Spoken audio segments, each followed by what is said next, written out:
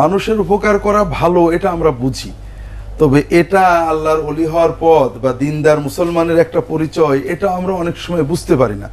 আমরা তাসবিহ, তাহলিল, জিকির, ওজিফা, পাগড়ি, টুপি, দস্তরখান ইত্যাদি বিষয়গুলোকে যত সুন্নত মনে করি বা ফরজ ওয়াজিব মনে করি, মানুষের উপকার করা, মানুষের কল্যাণ করা, এই ধরনের যে ইবাদত, এটা আমরা অনেক সময় অনুভবই করতে পারি না। অথচ কোরআন এবং সুন্নাহ এটা নির্দেশ করে খুব স্বচ্ছ পরিষ্কার যে আল্লাহর সবচেয়ে প্রিয় নেক আমল হলো মানুষের উপকার করা। ইবাদতই শুধু নয়, আমাদের দর্শকরা আশা করি আমাদের সাথে একমত হবেন, আল্লাহ কোরআন কারিমে মুমিনের পরিচয়ে প্রথম যে বিষয়গুলো বলেছেন ঈমানের পরে, আল্লাযীনা ইউমিনুনা বিল গায়বি ওয়া ইউকিমুনাস সালাতা ওয়া মিম্মা রাযাকনাহুম ইউনফিকুন। তাহলে প্রথম হলো ঈমান, দ্বিতীয় হলো সালাত, তৃতীয় হলো ব্যয়। মিম্মা রাযাকনাহুম, শুধু টাকা পয়সা নয়, তাদেরকে যা দিয়েছি, অর্থ, স্বাস্থ্য, সম্পদ, বুদ্ধি, মেধা যা দিয়েছি তা থেকে তারা ব্যয় করে। এই ব্যয়টা হলো ঈমানের এবং আমলের মূল জিনিস। এখন প্রশ্ন হলো ব্যয়টা কাকে করবে? আল্লাহকে দেবে? ব্যয়টা কাকে করবে? আমরা অনেক সময় ধারণা করি ব্যয় মানেই হয়তোবা আলেমুল আমাদেরকে দেওয়া। এটা অন্যান্য ধর্মে ছিল, যেমন বাইবেলে টাইরি একটা বিষয় আছে, যে কোনো ইহুদি এবং খ্রিস্টান পরে তাদের অর্জিত সম্পদের 10 ভাগের 1 ভাগ, বেতন হোক, টাকা হোক, পয়সা হোক, জমি হোক, ফসল হোক, 10 ভাগের 1 ভাগ দিতে হবে আল্লাহর জন্য। কিন্তু সেটা নিজে মানুষকে দিতে পারবে না, চার্চে দিতে হবে। লক্ষ্য করেন, খ্রিস্টান ধর্মে, ইহুদি ধর্মের মানে যে বিধান, অর্থাৎ যীশু খ্রিস্ট নিজে বলে যান যে আমি শরীয়ত বাতিল করতে আসিনি, অর্থাৎ তাওরাতের বিধান বাতিল করতে আসিনি, বরং এটা পূর্ণ করতে এসেছি। যতদিন না তোমরা তাওরাতের বিধান 16 আনা পালন করবে, ফরিসিরা, ইহুদি দরবেশরা যে পরিমাণ করে তার চেয়েও বেশি না করবে, তোমরা জান্নাতে যেতে পারবে না। কিন্তু সাধু পল বললেন যে শরীয়ত মানার কোনো দরকার নেই, শরীয়ত মেনেই যদি আমরা জান্নাতে যাব, তাহলে যীশু খ্রিস্টকে আমরা গুরু ধরলাম কেন? গুরু আমাদের জান্নাতে নিয়ে যাবেন, কাজে শরীয়ত পালনের দরকার নেই, তারা সব শরীয়ত রহিত করে দেন। তবে এইটা রেখে দিয়েছেন যে যে কোনো খ্রিস্টান তার উপার্জিত অর্থের 10 ভাগের 1 ভাগ চার্চে দিতে হবে। তার মানে এখানে দান বলতে চার্চকে দেওয়া, নিজে দিলে হবে না। এই পুরোহিত তন্ত্র ইসলাম চিরতরে রহিত করেছে। জাল ইসলামুল ইখরিজান নাস মিন ইবাদাতিল ইবাদ ইলা ইবাদাতি রাব্বিল ইবাদ। মানুষ ধর্মের নামে পুরোহিতদের পূজা করত, পুরোহিতের মাধ্যমে আল্লাহ পাওয়ার চেষ্টা করত। ইসলাম আসলো যে এই পুরোহিত তান্ত্রিকতা থেকে বের করে মানুষ যেন সরাসরি আল্লাহর ইবাদত করতে শেখে। এই জন্য ইসলামে যে ইনফাক, খরচ, ব্যয়, যাকাত, ওশর, আল্লাহর পথে ব্যয়, এগুলো কখনোই আলেম ওলামাদের বোঝানো হয়নি, পুরোহিতদেরকে, চার্চকে বোঝানো হয়নি। তবে অনেক সময় ব্যক্তি, রাষ্ট্র এটা নেই, ইসলামী সমাজ ব্যবস্থায় রাষ্ট্র এটার কিছু অংশ নেই, কারণ রাষ্ট্র জনগণের কল্যাণ অকল্যাণ ভালো বুঝতে পারে, তবে সব নয়, যাকাতের একটা অংশ নেই। বাকি ব্যয় হবে মানুষ নিজের সাধ্যমতো মানুষের কল্যাণে ব্যয় করবে। তার মানে আপনি কোরআন পুরো পড়েন, হাদিস পড়েন, দেখবেন যে আদম থেকে আমাদের রাসূল সাল্লাল্লাহু আলাইহি ওয়াসাল্লাম পর্যন্ত সকল নবী রাসূলের শরীয়তের 3টি মূল বিষয়, 3টি মূল শিক্ষা, অথবা 4টি। একটা হলো ঈমান, 2 নম্বর হলো সালাত, প্রার্থনার মাধ্যমে আল্লাহর সাথে সম্পর্ক গভীর করা, 3 নম্বর হলো ইনফাক, অর্থাৎ আল্লাহ যে সম্পদ, টাকা পয়সা, শক্তি যা দিয়েছে, মিম্মা রাযাকনাহুম, এখানে শুধু টাকা পয়সা নয়, রিজিক বলতে যা বোঝায়, আমার স্বাস্থ্য, শক্তি, সম্পদ, প্রভাব, ক্ষমতা, বুদ্ধি, মেধা যা আল্লাহ দিয়েছেন, এটা ব্যয় করতে হবে। লক্ষ্য করুন কোরআন কারিমে এই ব্যয়ের খাত কম বলা হয়েছে, মিম্মা রাযাকনাহুম ইউনফিকুন, কোথায় ব্যয় করে এটা বলা হয়নি। ব্যয়ের খাতটা প্রশস্ত, মানুষের যে কোনো রকম কল্যাণে, যেটা কোরআনের অন্যান্য আয়াতে ব্যাখ্যা করা হয়েছে।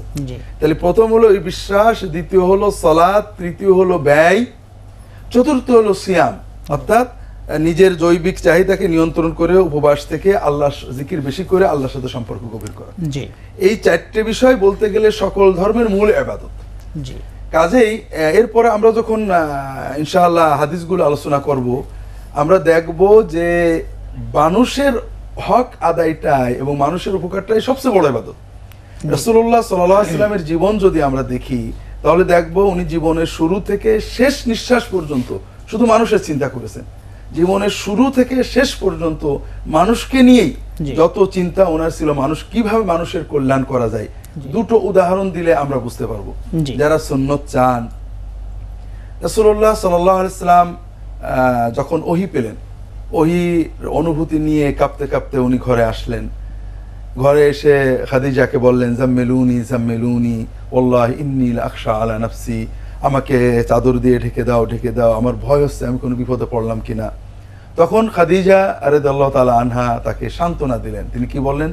কাল্লা ওয়াল্লাহি লা ইখজিকা আল্লাহু আবাদা ইন্নাকা লাতাসিলুর রাহিমা ওয়া তাকরিদ দাইফা ওয়া তুআদ্দিল আমানা ওয়া তাকসিবুল মা'দুম ওয়া তুঈনু আলা নাওয়াইবিল হক। আয়েশা বলছেন কখনো আল্লাহ আপনার ক্ষতি করবেন না। খাদিজা রাদিয়াল্লাহু তাআলা আনহা বলছেন আল্লাহ কখনোই আপনার ক্ষতি করতে পারেন না। এত বড় আস্থা কেন? তিনি আল্লাহর অনেক ধ্যান করেন, আল্লাহর অনেক জিকির করেন, আল্লাহর অনেক ইবাদত করেন না, এইটা না। তার মূল বৈশিষ্ট্য ছিল, খাদিজা বলছেন যে আপনি সত্য পরায়ণ, আপনি মানুষের আমানত আদায় করেন, আপনি অসহায়ের পাশে দাঁড়ান, আপনি আত্মীয় স্বজনের আত্মীয়তা রক্ষা করেন, আপনি যারা বিপদে পড়েছে তাদের সত্য এবং ন্যায়ের পক্ষে বিপদগ্রস্তদের পাশে দাঁড়ান, যারা উপার্জন করতে পারে না অসহায় তাদের আপনি উপার্জন করে খাওয়ান, আপনি মেহমানদারি করেন, আপনি মানুষের সেবা করেন। কাজেই আল্লাহ মানুষের যিনি রব তিনি আপনার ক্ষতি করতে পারেন না। এর মানে মানুষের উপকারের বিভিন্ন দিকগুলো তিনি তুলে ধরলেন নবীজিকে সান্ত্বনা দেওয়ার জন্য। রাসূলুল্লাহ সাল্লাল্লাহু আলাইহি ওয়াসাল্লামের জীবনের শুরু থেকেই যে এগুলোই তার যে মূল বৈশিষ্ট্য ছিল এটা আমরা দেখলাম। নবুয়ত পেয়েছেন এইসব গুণের আগেই তার অর্জিত হয়ে গেছে। জি, নবুয়তের পরে আজীবন এই গুণগুলো তার ভিতরে সব সময় আমরা দেখি। এটা আজকের আলোচনায় লম্বা করা যাবে না। তার শেষ নিঃশ্বাসের আগে কি বলছিলেন? জি, তিনি হযরত আনাস ইবনে মালিক বলছেন, অন্যান্য সাহাবীরা বলছেন, তিনি তার ওফাতের আগে কথা বন্ধ হওয়ার আগ পর্যন্ত বারবার বলছেন আসসালাহ আসসালাহ ওয়া মা মালাকাত আইমানুকুম। জি, সালাহ সালাহ, নামাজ নামাজ, নামাজকে হেফাজত করবে, আর তোমাদের যে দাস দাসী অথবা তোমাদের যে অধীনস্থ মানুষগুলো তাদের দিকে খেয়াল রাখবে, তাদের জন্য কষ্ট না হয়, তাদের উপর জুলুম না হয়। তাহলে এই দুটোই ইবাদত। আমরা মনে করি সালাতটা ইবাদত, আর চাকর চাকরানিকে তো আমরা ইবাদতই মনে করে না। যা ইচ্ছা গালি দেবো, রাগ করবো, খেতে দেবো না, মানে আমরা উচ্ছিষ্ট গুলো খেতে দেবো, এটার আমরা দিনদাররা এটা করি। একেবারে দিনদার ধার্মিক বুজুর্গ আল্লাহওয়ালা পীর মাশায়েখ তারা এগুলো আমরা করছি। জি, অথচ এই দুটোই ইবাদত।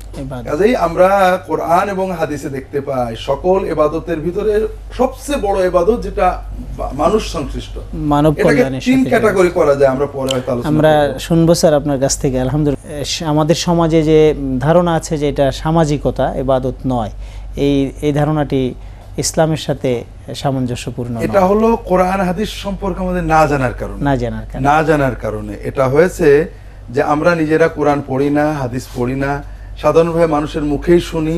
আবার আমরা যারা লেখক তারা এক একটা সাইড নিয়ে লিখি বা বলি, কোরআন সামগ্রিক দিক নির্দেশনা দেয়, রাসূলুল্লাহ সাল্লাল্লাহু আলাইহি ওয়াসাল্লাম সুন্নাত সামগ্রিক দিক নির্দেশনা দেয়। আর এই দিক নির্দেশনার ভিতর থেকে কোনো একটা সাইড, কেউ হয়তো জিকিরের সাইডটা বেরিয়ে, কেউ হয়তো দাওয়াতের সাইডটা বেরিয়ে, পার্শিয়াল অবস্থা, তারা ওইগুলোকে এত বেশি হাইলাইট করছেন। এই জন্যই সমন্বিত দিন জানতে হলে কোরআন এবং সুন্নাহর উপর নির্ভর করতে পূর্ণাঙ্গভাবে। পাশাপাশি আলেম ওলামাদের সহবতে যাওয়া, বিভিন্ন ইসলামী দল গ্রুপের সহবতে যাওয়া, এগুলো অন্যায় কিছু নয়, কিন্তু আমরা এই কোরআন সুন্নাহকে ভালোভাবে না বুঝে এক পেশে বুঝে ফেলি অনেক সময়। এই জন্য আল্লাহর বান্দার উপকার কল্যাণ আমরা তিন ভাগে ভাগ করতে পারি। জি, একটা হলো মানুষের ক্ষতি, বান্দার ক্ষতি। কোরআন এবং হাদিসে আমরা দেখতে পাই মানুষের ক্ষতির চেয়ে বড় কবিরা গুনাহ নেই।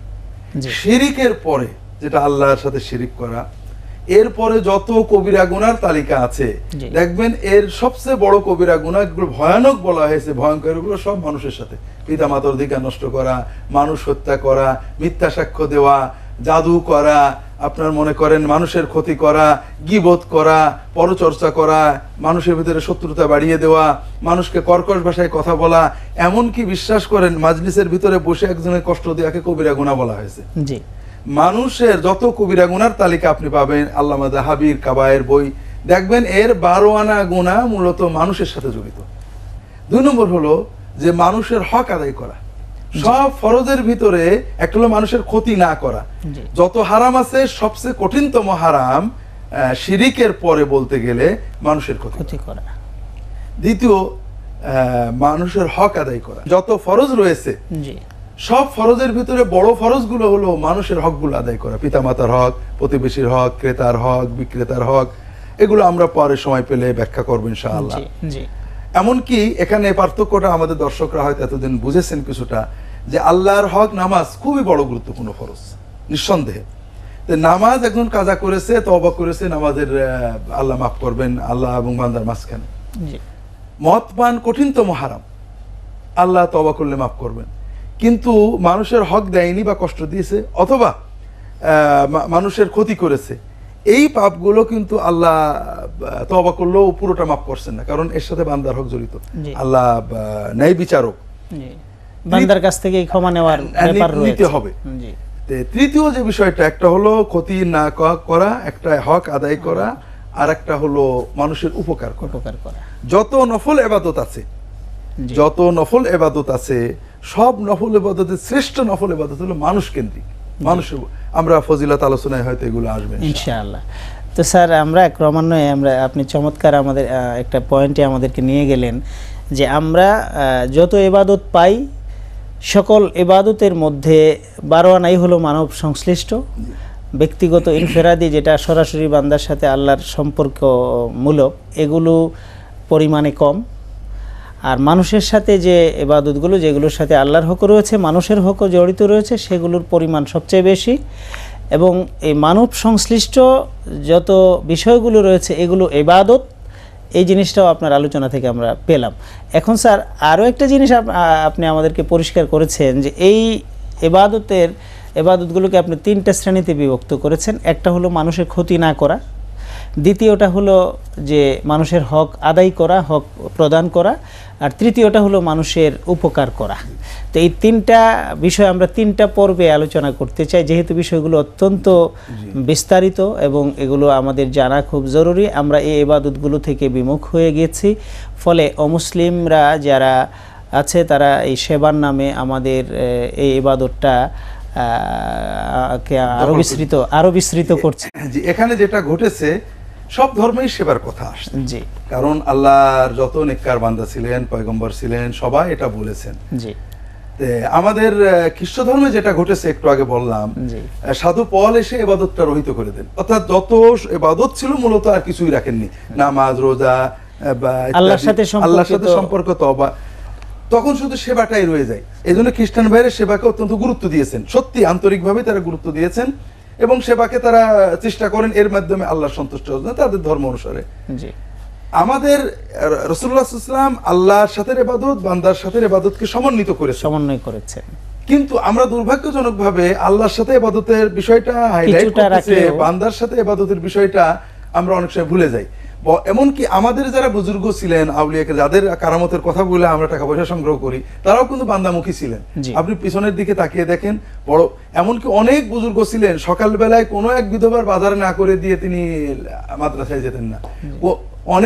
অনেক বুজুর্গ ছিলেন যারা অনেক বিধবা, অসহায় রোগীর বাড়ি ঝাড়ু দিয়ে তারপরে তিনি ওজিফা করতে বসতেন। এই বিষয়গুলো আমরা কিভাবে যেন আমরা আমাদের দাওয়াতের ভিতর থেকে সরে গেছে, যে কারণে আমরা আল্লাহর ইবাদতের, আল্লাহর সাথে সম্পর্কিত ইবাদতটার গুরুত্ব কম বেশি দিলেও বান্দার সাথে সম্পর্কিত আল্লাহর ইবাদতটার গুরুত্ব কম দিচ্ছি। আরেকটা জিনিস এখানে লক্ষণীয়, যেহেতু সময় হয়তো শেষ হয়ে যাবে, একটা খুব সংক্ষেপে একটা মূলনীতি আমাদের বুঝতে হবে, যেটা আমরা বিভিন্ন সময়ে বলার চেষ্টা করি। সেটা হলো আল্লাহর ইবাদত, জিকির, ইখলাস, নামাজ, রোজা ইত্যাদি নিঃসন্দেহে সবচেয়ে গুরুত্বপূর্ণ ইবাদত। এটা আল্লাহর সাথে আমাদের সম্পর্ককে সঠিক করে। তবে আমাদের বুঝতে হবে এই ইবাদতের মাধ্যমে তাকওয়াটা অর্জন হয়েছে কিনা, এটা আমাদের একটা জানার বিষয়। আমি নামাজ পড়তাম না, পড়ি, পকেটের টাকা যাকাত দিতাম না, দিই, এগুলো খুব গুরুত্বপূর্ণ ইবাদত। কিন্তু এটা আমার সত্যিকারের তাকওয়া এসেছে কিনা বুঝবো কি করে? যদি আমি দেখি যে আমি আমার স্ত্রীর গালি দিতে ভয় পাচ্ছি, কারোর গীবত করতে আমার ভয় লাগে, কাউ হক নষ্ট করতে ওজনে কম দিলে আমার গা কাঁপে, তাহলে বুঝবো যে আমার তাকওয়া হয়েছে, তাকওয়া তৈরি হয়েছে। এই হজ, নামাজ, রোজার মাধ্যমে তাকওয়া তৈরি হয়েছে। মাশাআল্লাহ। এগুলো কবুল হয়েছে। জি।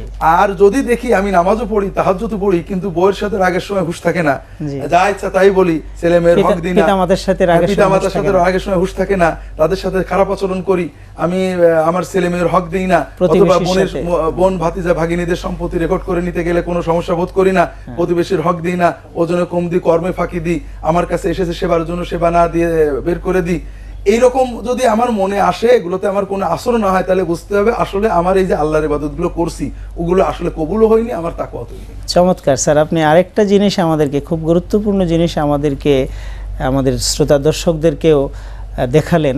ইনশাল্লাহ আমরা এই আলোচনাটা পরবর্তী পর্বটায় আবার বিস্তারিত শুনবো। আল্লাহ তাআলা আমাদেরকে তৌফিক দান করুন, এই অনুযায়ী আমলগুলো করে আমাদের তাকওয়াকে আমরা যেন শানিত করতে পারি। আপনি স্যার কষ্ট করে আমাদের স্টুডিওতে এসেছেন, সময় দিয়েছেন, আল্লাহ তাআলা আপনাকে জাযায়ে খায়ের দান করুন। বারাকাল্লাহ। সুপ্রিয় দর্শক, দেখছিলেন সুন্নাহর আলোকে মুমিন জীবন অনুষ্ঠানটি পরিবেশিত হচ্ছিল পুতুল প্রপার্টিজ লিমিটেডের সৌজন্যে। আজকে আমাদের আলোচ্য বিষয় সুন্নাহর আলোকে মানব কল্যাণ পর্ব 1। দর্শক, আমাদের অনুষ্ঠান দেখতে থাকুন প্রতি মঙ্গলবার রাত 8:30টায় এবং আমাদের এ পর্যন্ত প্রচারিত সকল